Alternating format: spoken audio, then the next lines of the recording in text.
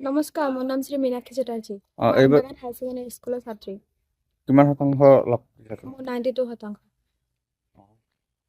ভৱিষ্যতে কি হোৱা সপোন দেখিছা? ভৱিষ্যতে মই প্ৰশাসনিক বিষয়ত প্ৰচেষ্টা চলাম। তোমাৰ এই যে শিক্ষাগত জীৱনত তোমাক কোনে বেছিকৈ সহায় কৰিছে? মোক সহায় অনেকে কৰিছিল, তাৰ ভিতৰত মোৰ মাতৃয়ে বহুতো সহায় কৰিছে মোক, আৰু শিক্ষক শিক্ষয়িত্ৰীসকলেও বহুত সহায় কৰিছে। ঘৰত কোন কোন আছে তোমাৰ? ঘৰত মোৰ মাতৃ আৰু মই। দেউতা? দেউতা নাই। দেউতা নাই। কিমান বছৰ ধৰি নাই? মই যেতিয়া 5 বছৰ আছিলো তেতিয়া ঢুকাইছে দেউতা। তোমাক 5 বছৰ ধৰি দেউতা ঢুকাইছিলে। হয়। এতিয়া ইমানখিনি কষ্ট কোনে কৰিছে? তোমাৰ মায়ে কৰিছে। তোমাৰ মায়ে কেনেকে চলে? সৰু এটা দোকান? আমাৰ দোকান আছে, সৰু দোকান। লিখা পঢ়া খৰচখিনি তোমাৰ মায়ে যোগান ধৰিছিলে। এই যিখিনি ধন তোমাৰ লাগিছিলে এই ধনখিনি ক'ৰ পৰা আচলতে সংগ্ৰহ কৰিছিল তোমাৰ মায়ে? ধনখিনি দোকানৰ পৰাই চলাইছিল খৰচখিনি।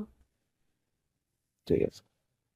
বছৰৰ যেতিয়া বয়স তেতিয়া মানে দেউতাৰ দোকান।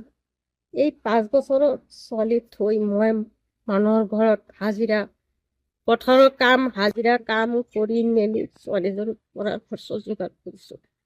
তাৰপিছত মই বাটাতো কাম কৰিছোঁ। তাৰপিছত মই এই সৰু এটা দোকান দিছোঁ। ছোৱালীজনী ডাঙৰ হৈ উঠিছে, ৰক্ষিতাৰ নাই। মই কামত গ'লে ছোৱালীজনী চাব গ'লো। তাৰপিছত মই সৰু এটা দোকান দি পেলাই এইটো দোকানৰ পৰা ইনকাম কৰি ঘৰৰ খৰচ কম কৰি ছোৱালীজনীৰ পঢ়া শুনাৰ যোগাৰ কৰিছোঁ।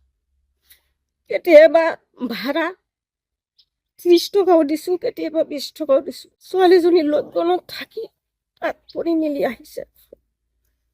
কিমান কষ্ট। ক'ত পঢ়িছে?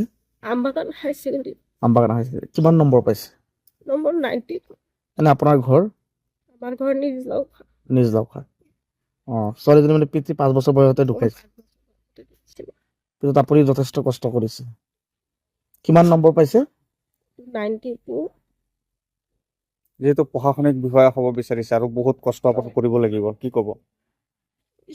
এতিয়া মইতো যিমানখিনি কৰিব লাগে কৰিম। মই যেনেকৈ পাৰোঁ তেনেকৈ কৰিম। তাৰ উদ্দেশ্যটো কি, এতিয়া কি কৰি পঢ়িব, কি কৰিব, চাকৰি কৰিব, মই কি কৰিব, তাৰ ওপৰত হেৰি। মইতো কামলা, মইতো যোগাৰ দিবই লাগিব। যিকোনো খবৰৰ বাবে যোগাযোগ কৰক আমাৰ এই নম্বৰত 9181 307 2221।